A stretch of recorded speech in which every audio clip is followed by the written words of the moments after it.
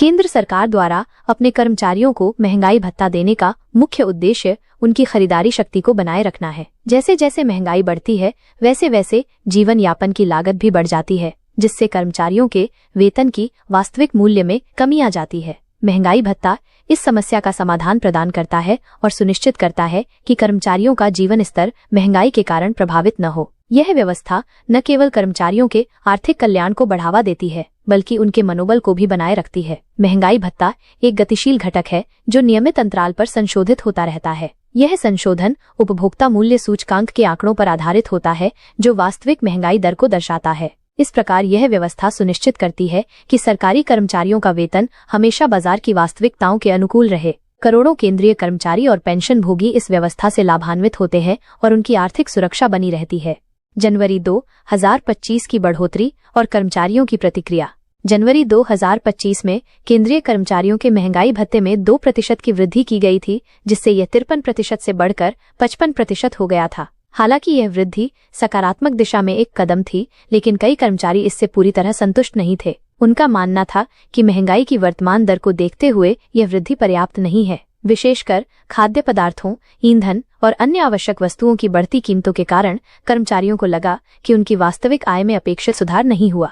इस संदर्भ में कर्मचारी संगठनों ने सरकार से अधिक उदार दृष्टिकोण अपनाने की मांग की थी। उनका तर्क था कि वर्तमान आर्थिक परिस्थितियों में 2% की वृद्धि महंगाई की भरपाई के लिए पर्याप्त नहीं है। हालांकि सरकार ने इन चिंताओं को समझा और आश्वासन दिया कि आगामी समीक्षा में इन सभी पहलुओं पर विचार किया जाएगा। अब जुलाई 2025 में होने वाली संभावित वृद्धि से कर्मचारियों को उम्मीद है कि उनकी आर्थिक स्थिति में बेहतरी आएगी। उपभोक्ता मूल्य सूचकांक औद्योगिक श्रमिक CPIIW के आंकड़े। उपभोक्ता मूल्य सूचकांक औद्योगिक श्रमिक CPIIW के आंकड़े महंगाई भत्ते की गणना का आधार होते हैं। हाल के आंकड़ों के अनुसार अप्रैल 2025 में ऑल इंडिया CPIIW में 0.5 अंक की वृद्धि हुई है, जिससे यह 143.5 के स्तर पर पहुंच गया है। यह वृद्धि जनवरी 2025 के 143.2 के आंकड़े से अधिक है, जो स्पष्ट रूप से महंगाई की बढ़ती प्रवृत्ति को दर्शाता है। इस सूचकांक में वृद्धि का सीधा मतलब है कि जीवन यापन की लागत बढ़ी है और इसके अनुपात में महंगाई भत्ते में भी वृद्धि की आवश्यकता है। CPIIW की गणना लेबर ब्यूरो द्वारा देश भर के 88 औद्योगिक केंद्रों में फैले 317 बाजारों के खुदरा मूल्यों के आधार पर की जाती है। यह एक व्यापक और वैज्ञानिक प्रक्रिया है जो विभिन्न वस्तुओं और सेवाओं की कीमतों में होने वाले बदलाव को सटीक रूप से दर्शाती है। इसमें खाद्य पदार्थ, आवास, कपड़े, ईंधन, प्रकाश, परिवहन, चिकित्सा देखभाल और अन्य सेवाएं शामिल हैं। इस प्रकार यह सूचकांक एक सामान्य उपभोक्ता की वास्तविक स्थिति को दर्शाता है। विशेषज्ञों के अनुमान और भविष्यवाणियां। AG ऑफिस ब्रदरहुड प्रयागराज के पूर्व अध्यक्ष और ऑल इंडिया अकाउंट्स कमेटी के पूर्व महासचिव सहित कई वित्तीय विशेषज्ञों का मानना है कि जुलाई 2025 में केंद्रीय कर्मचारियों के महंगाई भत्ते में 2 से 3% की वृद्धि हो सकती है। यह अनुमान CPIIW के हालिया रुझानों और ऐतिहासिक पैटर्न के आधार पर लगाया गया है। विशेषज्ञों का कहना है कि पिछली बार भी 2% की वृद्धि हुई थी और वर्तमान आर्थिक संकेतक इसी दिशा में इशारा कर रहे हैं। हालांकि ये अनुमान मई 2025 के CPIIW आंकड़ों के आने के बाद और भी स्पष्ट हो जाएंगे। मई के आंकड़े महत्वपूर्ण होंगे क्योंकि वे पूरी तिमाही की तस्वीर प्रस्तुत करेंगे और सरकार को अंतिम निर्णय लेने में मदद करेंगे। विशेषज्ञ ये भी बताते हैं कि इस साल की शुरुआत में CPIIW में 3 बार गिरावट दर्ज की गई थी, लेकिन बाद के 2 महीनों में इसमें तेजी आई है। यह स्थिति महंगाई भत्ते में वृद्धि के पक्ष में एक मजबूत तर्क प्रस्तुत करती है। आंकड़ों के आधार पर वित्तीय गणना।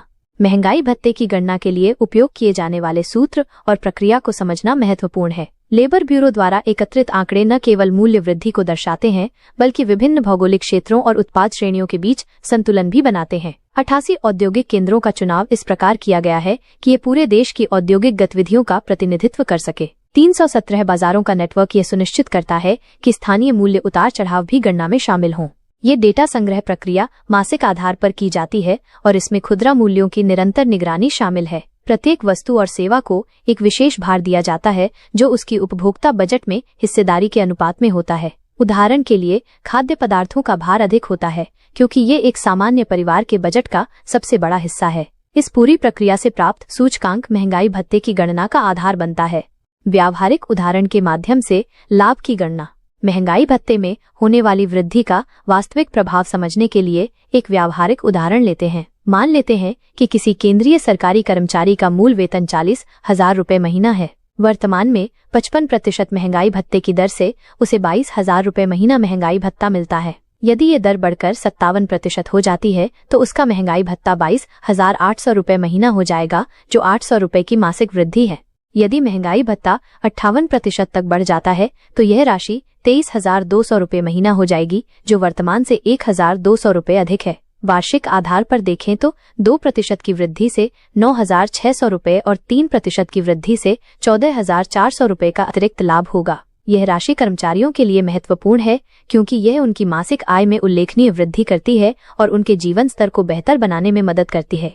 भविष्य की संभावनाएं और कर्मचारियों की अपेक्षाएं।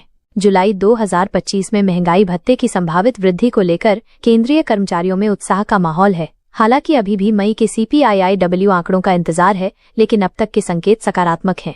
कर्मचारी संगठन सरकार से अपील कर रहे हैं कि वर्तमान महंगाई दर को देखते हुए 3% की वृद्धि की जाए ताकि कर्मचारियों की खरीदारी शक्ति का उचित संरक्षण हो सके। सरकार भी इस मामले में संवेदनशीलता दिखा रही है और ये समझ रही है कि कर्मचारियों का कल्याण राष्ट्रीय विकास के लिए आवश्यक है। महंगाई भत्ते में नियमित वृद्धि न केवल कर्मचारियों के मनोबल को बढ़ाती है बल्कि पूरी अर्थव्यवस्था में खपत को भी बढ़ावा देती है। जब सरकारी कर्मचारियों की आय बढ़ती है तो वे अधिक खर्च करते हैं, जिससे बाजार में मांग बढ़ती है और आर्थिक गतिविधियों को बल मिलता है। इस प्रकार महंगाई भत्ते में वृद्धि एक व्यापक आर्थिक लाभ प्रदान करती है।